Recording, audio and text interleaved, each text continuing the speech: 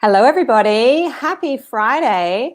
I'm Amanda Farmer, and you are here with me on the Your Strata Property Facebook page and also heading out to LinkedIn. It is our Friday Live, our once a fortnight where we can check in, catch up, have a little celebration of a busy week or busy 2 weeks. It's always lovely to see you on a Friday. We have lots to get stuck into this week and a special guest for you too. So I'm really looking forward to it. What have you been up to? How has your week been? If you are tuning in, and I can see some of you there already, drop me a hello here. Let me know that you're watching. What have you been up to this busy week in Strata?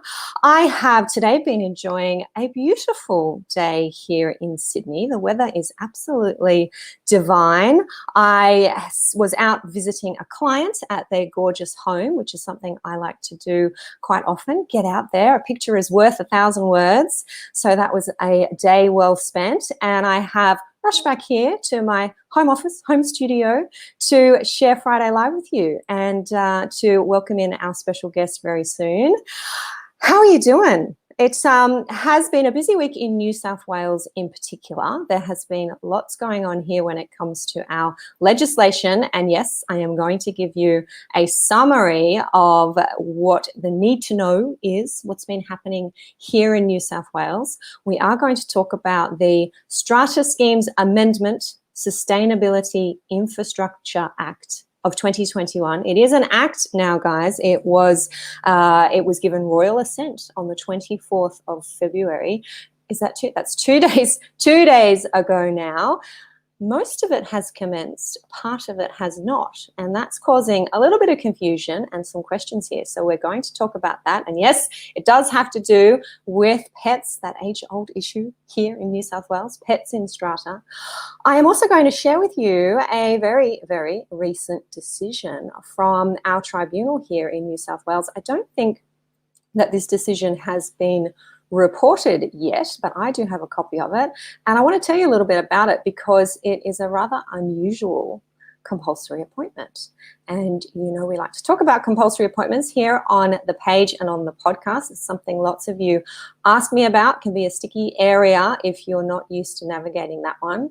And indeed, I am going to welcome in our special guest, Matt Larwood of Strata Vote, and we are going to talk about electronic meetings and electronic voting.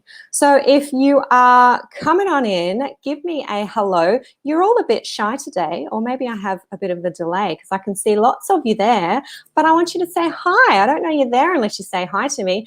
Grant is saying hi, and he is waiting to see how or if a strata manager is appointed correctly. Interesting. Okay, if that's something going on in one of your buildings there, Grant.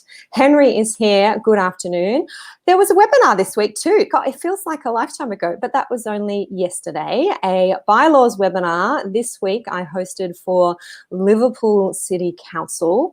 And some of you may have seen an email that I sent out, and I think I may have posted it on the page. I did a bylaws webinar a couple of weeks ago, and I was bowled over by the interest in that webinar. Within about 24 hours, we had more than 100 people register for that webinar. It was huge. And I gave a little more notice to everybody this week, maybe 2 days notice, and we had over 200 people register for that webinar, and we're seeing a huge show-up rate, 60% plus, 70% plus. So the email that I sent out this week was asking you guys the question, what is going on here? What is this desire for information about bylaws in particular? Is it this uncertainty that we're seeing here in our state, in New South Wales, about harsh, unconscionable or oppressive bylaws, about pets bylaws? Is that what you're all interested in? Is it just that, like last year, there are more people at home than ever before, and we are tapping into the power of our bylaws to improve our experience of community living? Now, lots of you now saying hello to me, and I'm seeing a number of you from LinkedIn, which is awesome. Welcome to our LinkedIn viewers. Hilton is saying hi. Matthew's here. How are you going, Matthew? I don't know how to pronounce. I'm not going to try Philip's name. Good afternoon. It is nice to see you. Give me the pronunciation and sound it out for me. I've forgotten what the word is. There's a word for someone else. Pop that in the comments, but I will get there. Is that a Welsh name or an Irish name? I've learned not to go there. Michael, nice to see you. Michael's saying hello to our special guest who is waiting in the wings, Matt, and hello to everyone else who is watching. Awesome. Now, it's Friday. We've stopped calling our lives happy hour, and I keep saying I'm not going to do this, but I do end up bringing a little drink along to celebrate with you. I have red wine this afternoon, which is a little bit unusual for me. I have red wine because we are heading off to my parents' place for dinner tonight, and we are going to have pizza. So, you know, you have pizza, it's Italian, you've got to have red wine with your pizza. So I shall enjoy some of that after with dinner as well. Okay, here we go. Savita Phillips, welcome. Thank you for sending that through for me so that I could correctly pronounce your name. I've got that one in my back pocket, always learning. All right, guys. Now, thank you all for saying hello. And indeed, I am going to give you an update on the Strata Schemes Amendment Sustainability Infrastructure Act of 2021. Made here in New South Wales. The legislation was made but had not commenced 2 weeks ago. On the 24th of February, it was given royal assent. So it is now law. Most of it is now law. The main purpose of this legislation, we talked about this about 9 months ago now. I remember talking with Megan Chatterton about it from City of Sydney Council, was to amend our Act so that you no longer needed a special resolution for a sustainability infrastructure, work. Fewer votes are now needed to approve that kind of work. Now, I've been saying that you need an ordinary resolution now because of this legislation to approve the installation of sustainability infrastructure. That's not actually what this legislation says.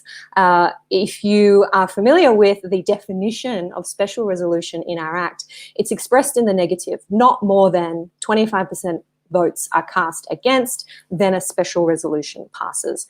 And we're using that same phrasing for the amendments here to Section 108 in our Strata Schemes Management Act. The resolution, if it is a sustainability infrastructure resolution, needs less than 50% against, and it will pass. Now, I know that submissions are being made on a review of our New South Wales strata law at the moment, and some people are calling for that terminology to be changed because it's confusing, right? Most people think special resolution is a 75% vote, ordinary resolution is a 51% vote, which I think it actually is. But under this new legislation, we're using the phrasing less than 50% are against, then a sustainability infrastructure resolution will pass. So just bear that in mind. What is a sustainability infrastructure resolution? If we are going to install, remove, modify, replace anything on or forming part of the common property for the purpose of reducing the consumption of energy or water to increase efficiency, to reduce or prevent pollution, to reduce the amount of waste, to increase recycling, to reduce greenhouse gas, then these are all things that are sustainability infrastructure installations. And if we have less than 50% against the resolution, it will pass. Also, to facilitate the use of sustainable forms of transport, for example, installing electric vehicle charging stations. So we can do that, no longer need a special resolution to do that, no longer need a special resolution to install solar panels. That's the other popular one that we see in the sustainability space. So that legislation has commenced. There's a couple of other things attached to that legislation, including enforcing tribunal orders. We can now do that. We had some problems here in New South Wales where we had to go through some roundabouts to be able to enforce tribunal orders. That has been fixed with this new legislation. But the thing that has got the most attention when talking about the Sustainability Infrastructure Amendment Act is pets. Yes, a pets amendment got tacked on to that bill. It was proposed as an amendment to prohibit any bylaw that unreasonably to invalidate any bylaw that unreasonably prohibits the keeping of animals in a strata scheme. That amendment has gone through. The law has been made. It is section 137B of the Strata Schemes Management Act. It's the law. It's not changing. Has it started yet? No. Section 137B has not started yet. That is the one part of the Sustainability Infrastructure Act that has not commenced. It will commence in 6 months' time if it's not proclaimed for commencement earlier than that. So it will commence by the 24th of August. Section 137B, I do have a link for you that just has section 137B in it, and Rochelle is going to pop that into the comments here for us so that you can go and check it out. So Michael's asking the question, is that law and the one about pets active now? The sustainability infrastructure stuff and the rest of that bill, Rochelle, I do have a link. There it is. She's just put it in. There is a link to the Act itself. So have a read of the Act. It's short. That tells you all the different parts of our Strata Schemes Management Act that are changing. All of that is now active except the bit about pets, Michael. So section 137B won't start until August, 24th of August, unless it's proclaimed earlier. And if you want a summary, on what that means, what I think the impact of that is going to be, I was quoted in an article by Michael Yardney on his website just this week, I think it was, and Rochelle will pop a link in over that in relation to that, so you can go and check it out. But basically, this amendment is designed to reflect the findings in the Cooper case, what our Court of Appeal in New South Wales found in October last year, that a blanket ban on pets is harsh, unconscionable or oppressive, and a bylaw that imposes a blanket ban is probably invalid for that reason. That's not what section 137 says. 137 incorporates the word unreasonable, which we haven't seen in our legislation in New South Wales. I know that it's there in Queensland, but it says that a bylaw that unreasonably prohibits the keeping of animals will be invalid. What does that mean? The legislation gives us a little bit of guidance in that it says it'll be unreasonable to prohibit the keeping of an animal if that animal does not impact anyone else's use or enjoyment of their lots or the common property. There's a deeming provision there that it's unreasonable if there's no impact on anyone else. What do I say about blanket bans? I think on their face, 99.9% of blanket bans are going to be unreasonable because it is not requiring any consideration of the impact of that particular animal in that particular situation with that particular owner at that particular part of the building. A blanket ban is not taking into account any of those things that the Court of Appeal said should be taken into account and that we're seeing reflected in our section 137B of the Strata Schemes Management Act.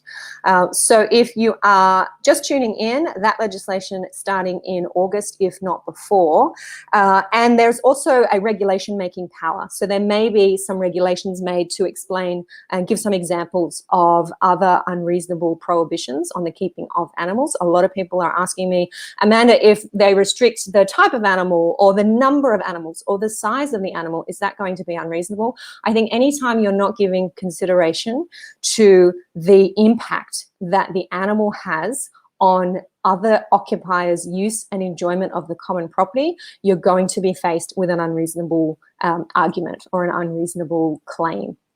Claim on the grounds of unreasonableness.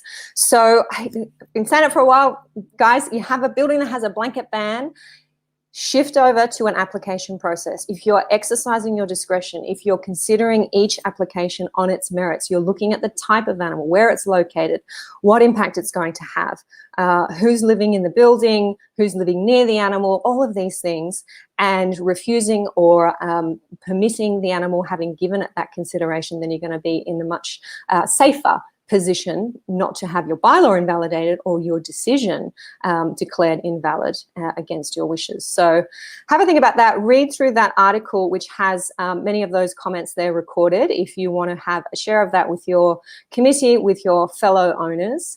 If anybody has more questions about that, I'm just flicking my screen and looking at your comments there. Feel free to pop them in the chat and I'm happy to answer your specific comments. I can see the links. Natalie saying, thanks, Amanda. Amanda. Very interesting. Yes. Petra's here. Hey, how you doing? Thanks for saying hi. Lots of you coming on in, getting warmed up. I'm just the opening act, guys. This is my tap dancing. We have a special guest. It's already in the post, so I'm not spoiling anything. Matt Larwood from Strata Vote. He will be here very soon to talk to us about electronic voting. But before then, I want to share with you this very interesting tribunal decision that came down just a couple of days ago. I'm going to put the link to this decision in the chat in the comment section, because I haven't checked, but I don't think it's reported yet. NCAT is a little bit slow at reporting its decisions, but I think this one will be. It is the decision in the bunker and the owners of Stratapan 63731. I'm saying this is an interesting decision because it is a compulsory appointment, but it is a successful compulsory appointment for a strata manager to deal with all things in relation to one lot in particular. Okay, so this strata manager, pursuant to these orders, now has the powers of the strata committee and the office bearers of the strata committee to make all decisions, do all things that the strata committee and office bearers would otherwise do when it comes to decisions in relation to this lot only, anything affecting this lot only. Okay, really interesting case to read. It is acknowledged that this is a novel order to have a limited power strata manager appointment. That's not so novel in itself. The novelty is that this strata manager becomes the decision maker just for issues in relation to this lot. And there is quite a bit of commentary there on why, of course, these orders were made, what's been happening in this building, and how the tribunal found that these particular lot owners were being unfairly treated by the secretary in particular and the strata committee in general when it came to accessing security keys for their lot, for example, when it came to getting parts of their lot, common property within their lot or adjacent to their lot, getting it maintained, getting it repaired. It was found that the strata committee had been dysfunctional in the way that it delayed the issue of keys, delayed repairs only in relation to this lot. There's something going on there about this lot. So the tribunal found, because of that dysfunction, failure to function satisfactorily, other words in the legislation, it would appoint a manager with all powers of the committee and the office bearers to deal with requests, decisions, applications that are made by this lot only.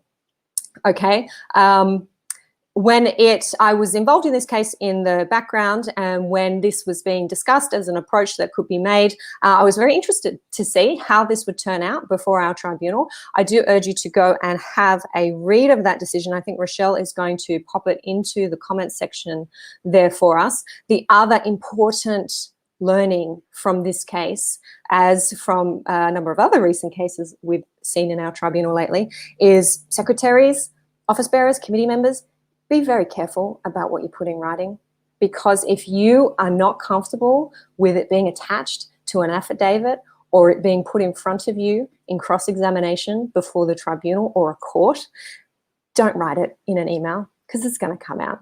Okay, it's just too easy. It's too easy these days to access information. If you have people as part of your team who understand the importance of accessing information and the ability to access information, these things come out. Motives are shown through emails, and have a read of the case. I'm not telling you anything that is not otherwise recorded in the reasons, but a good reminder for committee members, for secretaries, to be careful what you put in writing. Be careful how you act, be fair, comply with the law. If you're doing all of those things, then you're probably going to be fairly safe. Alrighty, now I have some comments here, and yes, we are going to shift over to our special guest very, very soon. Savita is saying, we have strata committee bullies. This will be very interesting for us. You're talking about us. Okay, I hear that often, Savita. Sorry to say. It's a bit sad there are some bullies out there. Liza is here from New Zealand. Hey, nice to see you, Liza. Joining us from LinkedIn. Very interested to hear electronic voting, as we don't have that prescribed in our New South Wales legislation here, but many body corporate managers use Australian software here. But I may not be able to stay for the full session. No worries, not a problem. Guess what? We are going to move on over to welcome in our special guest to talk about electronic voting right now. We are chatting to Matt Larwood of Strata Vote. He's the general manager of Strata Vote. He has had many years of experience working with companies to implement custom software solutions. He is all about making a difference to the Strata industry, and tell you what a difference Strata Vote has made. In his spare time, he's the president of the Eagles Lacrosse Club. He's also the deputy mayor of Prospect Council. Very cool. And he still has time to take a weekend away with his family, because that's what he's doing right now, or trying to do, but I roped him into happy hour. Welcome, Matt Larwood, who is on the road. G'day, Amanda. How are you going? I am doing very well. I am not seeing moving landscape anymore, so that must mean you've arrived. We're at the beach. I don't know if you can see that, but yeah, we're at the beach. So yeah, no, happy to join in happy hour, and I haven't had a chance to crack a glass of wine like you, but I look forward to doing that fairly soon. And now I have you hold up for the next half hour or so in the car. You're going to get very thirsty. Oh, it's okay. I'll put in a few sips for us, if that's okay. Well, thank you for taking the time when you are on the road and looking forward to a lovely weekend at the beach. Did you get a chance to catch this week's podcast episode, Matt, when Rena and I were talking about electronic voting and a particular concern that some of my clients and members had raised with me about electronic voting? It's okay if you haven't, I can fill you in. Oh, it's on my reading list, or my listening list. No problem. Well, for you and for anyone else listening who hasn't caught the podcast this week, and Rochelle will pop a link to it in the notes, it was episode 2. I've just lost it. Episode 253, I think. We're up there now. And Rena and I were talking about the beauty that is electronic voting and electronic meetings, but also a downside, and perhaps an unexpected downside. And it's why I thought I'd bring you in as the go-to man when it comes to our electronic voting platforms. The downside being this: I have some clients, some owners telling me that, Amanda, my building has so embraced electronic meetings and pre-meeting electronic voting in particular, that we don't have face-to-face meetings anymore. And accepting that even if we can't have face-to-face meetings, maybe we can have a meeting by Zoom, but we don't have those anymore either. We just make every decision by pre-meeting electronic voting. And in New South Wales, when we do that, there isn't a meeting at which, if everything's wholly by pre-meeting electronic voting, nobody turns up for a meeting, everything's decided prior to, and the result is simply declared by the chairperson. Yep. No forum for discussion, for debate, for perhaps changing minds about a controversial motion. An owner might want to lobby other owners for a result. And I thought that was concerning, and perhaps not something that was foreseen when we all got excited about electronic voting. So my question for you is, if you are hearing about buildings who may be doing everything by pre-meeting voting, or even having electronic voting and electronic meetings when they don't necessarily have to, and that's the only time that they ever meet is online. What do you think about that? What would you say to them? Look, there's quite a bit there. I think one of the obvious things to say is the pendulum may have swung too far temporarily, which often happens when we experience a significant change, and people might have become a little bit enraptured with doing things online and doing things digitally. But that doesn't last forever, because if that was the only way that things should have ever been done in the past, then that's the way we would have been doing things for 5 to 10 years. And Strata is such a relationship-based industry. Every single website that I go to and every single company I speak to talks about how they are successful because they engage, construct and maintain those relationships with their schemes and their lot owners and committee members, that you can't do an about face and flip on a dime overnight and say, well, maybe the relationship doesn't matter. And I think that if that's the case, then it's fairly easy for committee members and lot owners to talk about making a move from a company who is gone too far the other way, or maybe taking a bit of a lazy approach, and maybe not really cutting to the core of what it means to be a good strata manager, and that is that engagement piece with their customers. Yeah, I really like that angle. And I have to say, it's not one that I was thinking of when I'm hearing from owners who are complaining really about this. Is it coming from the strata manager, and the strata manager saying, no, this is how we do things? Because if it is, that's even more concerning, I think. I'd love to hear from those who are tuning in. And I know we do get a lot of strata managers tuning in. What's the policy in your office? I imagine when we were in the thick of it and we were locked down mid last year, it was all about the electronic meetings. Are you now responding to client requests to be having meetings in person, to be having, even if you're having electronic voting, to have it in meeting electronic voting, not pre-meeting electronic voting, for all the reasons that you've just outlined there, Matt, that it's good interaction, good customer service, building those relationships, and thinking about if you're not doing that, then are you missing out on that gold, that human touch? So think about it. We think about it this way at StrataVote. If you look at the types of meetings that a strata manager is asked to hold, there are some meetings where it makes complete sense for the whole thing to be an electronic online transaction. So an example of that is a vote outside committee meeting, and also an EGM. Those types of things are perfect to transact completely online. It makes a lot of sense. And there are times when you're looking at an AGM or a committee meeting where it makes perfect sense to get as much of the decision making done electronically beforehand, because that in the past you've had a poor attendance rate, and so the goal there is to increase lot owner participation and engagement by giving options to people who can't make a meeting, but also giving options to people who want to come to a meeting. It's not an all or nothing scenario; it's a both scenario now. But we see also StrataVote as a way of strata managers freeing up their time through it being a great tool for automating fairly boring and sort of back end processes. Creative strata managers should be thinking about how they can better use that time they're saving, and it's not necessarily banking it. It's about going out and meeting on site with a committee or with a bunch of lot owners and attending a barbecue, or going and taking part in an on-site meeting about a problem. It really should be freeing them up to engage with their customers in different ways. We never envisaged it being a way of strata managers removing that engagement. It should be augmenting their role and actually overall providing a better value for money service, rather than moving further away from their customers. Yes, I like all of those reminders. I'm wondering if we might have some strata managers watching who are thinking, Matt, Amanda, it's not us.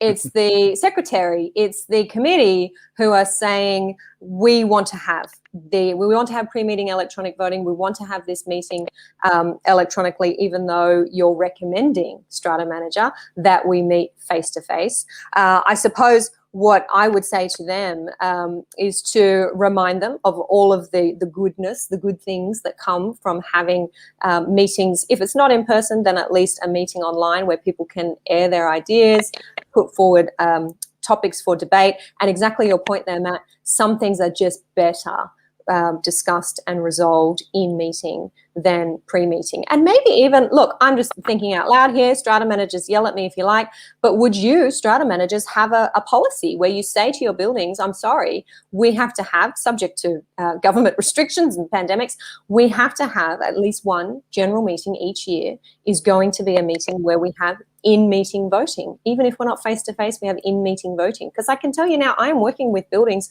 frustrated owners who say, Amanda, we can't elect our new strata committee because in New South Wales, you can't conduct a committee election if the meeting is with pre-meeting electronic voting. And our building just does pre-meeting electronic voting all the time. So we're stuck with the same strata committee for the last 2 years.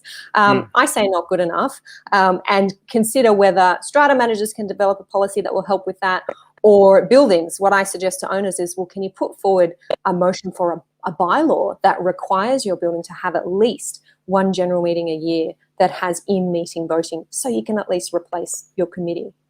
And just to that point, Amanda, if you, and I think quite a lot of people who are joining in today would be familiar with what StrataVote does, but if you think about that concept, a Strata manager can use Strata Vote to create and issue the meeting notice nice and efficiently, electronically or via post. They can then use the meeting manager component to make the running of the meeting smooth.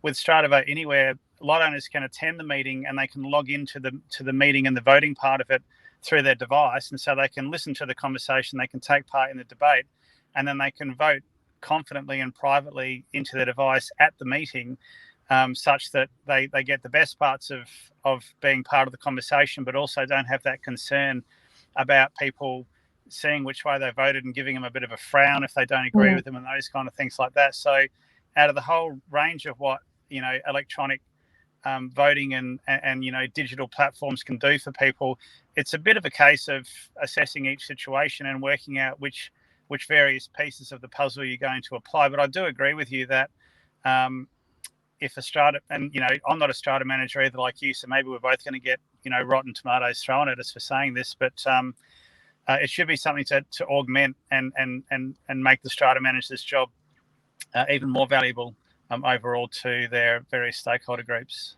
Yeah, it was when we chatted for the podcast, Matt, that I think I discovered, or I realized for the first time, that you can actually use software like yours in a face-to-face meeting. So managers are turning up with their laptop and then inputting the results of the vote. And if there is a call for a poll, for example, after a show of hands has happened, they press a button and it converts the result.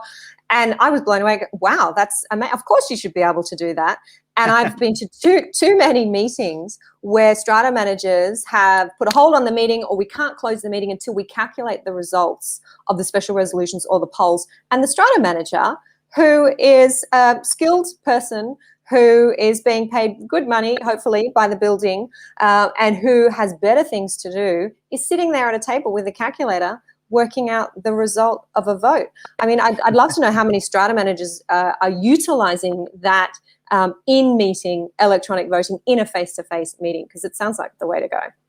Well, imagine calculating a special resolution using spreadsheets, and you've got to get no more than a certain percentage of people who are eligible to vote in favour of, and then the second calculation being that no more than 25% of total lot entitlements amongst the people who voted no. So, the concern about trying to get that calculation right when a system's doing it for you. And the other point about adopting new technology also, Amanda, is for Strata managers to practice how to use that technology. So, for example, I would suggest that a Strata manager should potentially use a large format iPad in a meeting, which means that it's flat to the table. They haven't got that barrier up between themselves and their lot owners or their committees. They can still engage as they normally do, but they can still be using the technology in the background to calculate the votes and make the decisions and move on to the next motion and take attendances, all those kind of things like that, without it feeling like there is a barrier between them and their customers. So it does take a bit of practice to move from one way of doing it to another one. But I ran some dummy Strata meetings when I was on a bit of a roadshow last year, and we had people who dialed in remotely, people who attended and voted through their devices, and people who attended and voted by putting their hand up in the traditional way. So it's not about locking it down to make it only one way. It's about opening up multiple ways to carry out their jobs.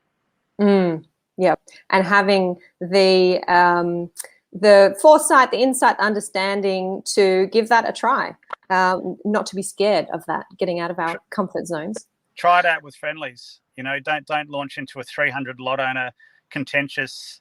The 7 windows fell out of the building. We've got massive rectification issues and it's controversial. Don't roll it out there for your first time. Roll it out with a bunch of friendlies and bring them into the process and talk about how this is a benefit for them. And get them on board with it, and you'll soon find that people will then, work out all the best ways to engage and deal with it.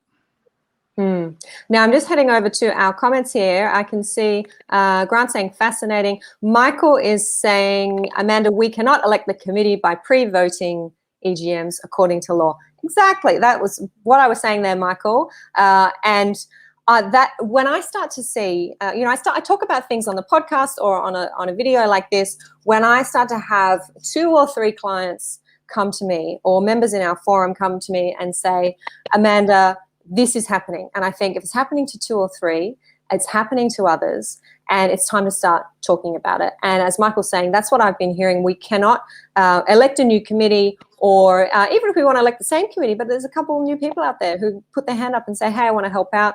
We can't, under New South Wales law, do that with pre-meeting electronic voting. And some buildings, unhealthy buildings, let's say that, unhealthy buildings are using that as a reason to keep their committees, poor performing committees, in place. Michael is also going to say, Amanda, okay, but giving each shareholder, let's say owners, a device is fine, but how does the owner know his correct UEs are recorded by the system? So I think, Matt, you're saying the Strata manager has the device, and the Strata manager has within the software everyone's correct. Yeah, so we extract our data, which is lot owner information and scheme information, from the trust accounting platform that the Strata manager uses. So if it's correct in there, then it's correct in Strata Vote. We have no coverage over whether it is correct in the trust accounting platforms, but it pulls through that data. And yeah, think about 10 people sitting around a room, 5 people put their hands up for yes, 5 put their hands up for no, someone calls for a poll vote, you click on a button and it converts those individual votes to lot entitlements and automatically calculates what the outcome is on that basis. So that's where technology should be playing, really. Why I attended a meeting as an observer, and they weren't necessarily, it was a different sort of meeting, right? Let's just say that.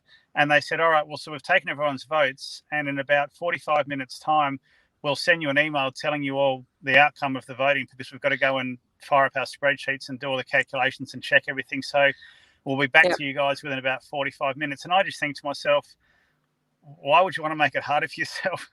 Why don't you use the technology to make it easier, and then have that 15 minutes to have a great conversation with your lot owners about, what you want to do in the next 12 months and how you want to, set up something that makes everyone happier and plant some new grass and approve some trees or whatever it might be. Use that opportunity to enhance your relationship. Now, I'm reminded of Liza's comment from LinkedIn here. She was mentioning we don't have electronic voting prescribed in New Zealand legislation, but many managers use Australian software. Are you guys over in New Zealand yet?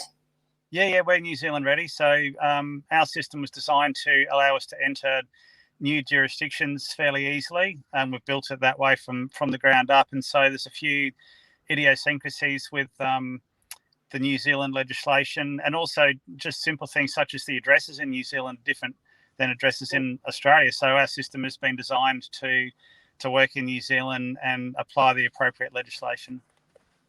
Excellent.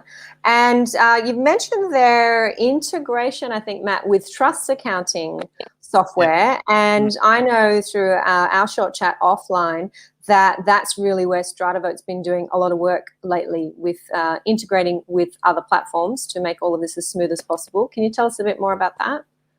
Yeah, absolutely. So the three keywords for us in 2021 are integration, connectivity, and also data is the third one. So we're really spending a lot of time this year looking at where it makes sense to integrate with other platforms, and the benefits are significant. It means that you can leverage, and I'm using fancy sort of tech words, but you can use information from one system in another system very easily.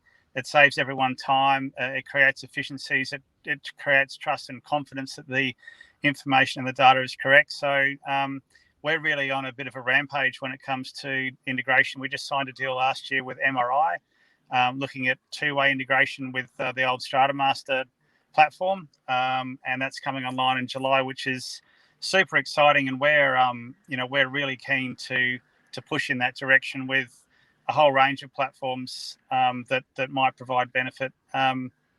The data piece also is something which is kind of interesting, and we see a lot of value that Strata managers can gain about knowing a little bit more easily what's going on in their businesses, and also even lot owners and different communities knowing what's going on there. So we're really starting to have a closer look at where that information can be better used for better decision making. Mm.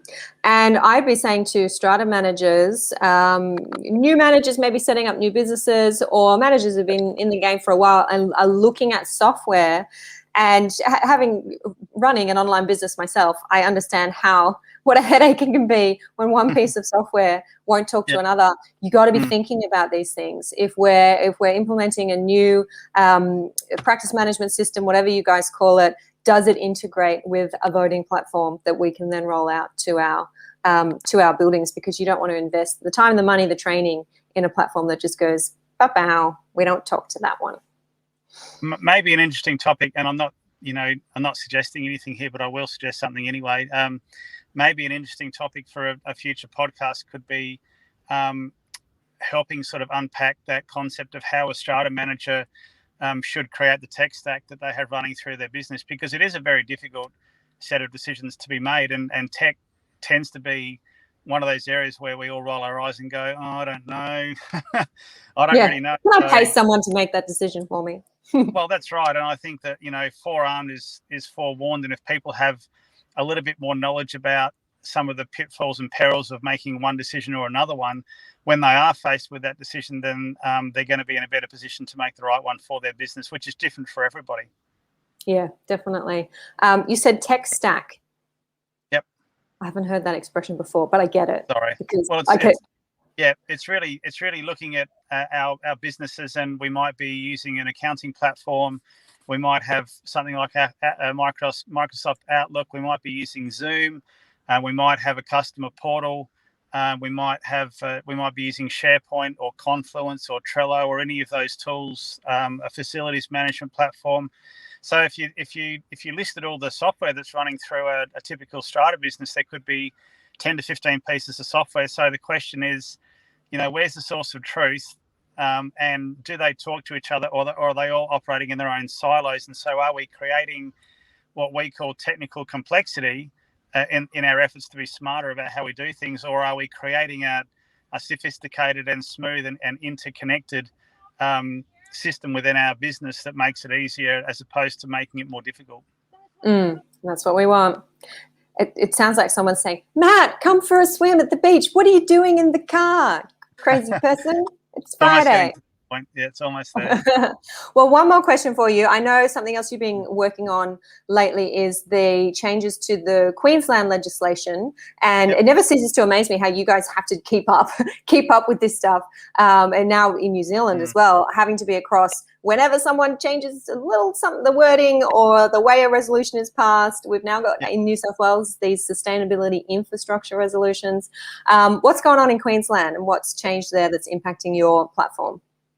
Yeah, so there's a whole raft of changes in Queensland, and they range from being relatively simple to moderate to complete new workflows. So our team has spent the best part of the last 2 months building and testing, working with some of our customers in Queensland to ensure we've hit the mark with what we're building, and that's all gone live and ready to go for people to start using as of the 1st of March. The biggest one that the Queensland folk will be familiar with is the same issue motion. So instead of having a motion with alternatives in the past, any person who might be a contractor who might be considered to paint the building or put up a fence needs to be included in the list of motions, and then essentially the lot owners vote on yes, no, abstain on every motion, and then there's a whole lot of complicated calculations in the background to determine which contractor is going to be elected to win that project. So that's one which we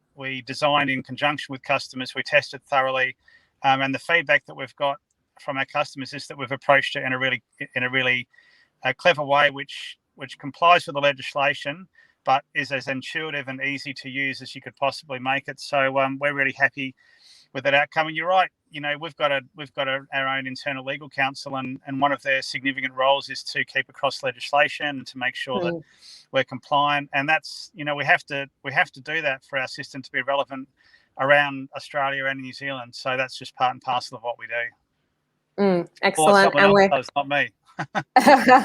Well, you do plenty enough there, Matt, and you're a man who deserves his long weekend holiday there at the beach. I am going to say thank you very much for joining us for our Friday Live, and thank you to all of our viewers, our listeners from Facebook and LinkedIn as well. If you have liked what you've heard, feel free to hit the share button and share it with your friends, your colleagues, your communities. The more people we can reach with good, solid strata information, the better. I am sending that off to the beach. I am going to finish. Look, I think I had 2 sips out of that. I'm going to take the rest of my red wine off to my pizza dinner and wish everybody a lovely Friday evening. Have a good weekend, Matt. Thanks, Have a good man. weekend, everyone. Bye. See ya.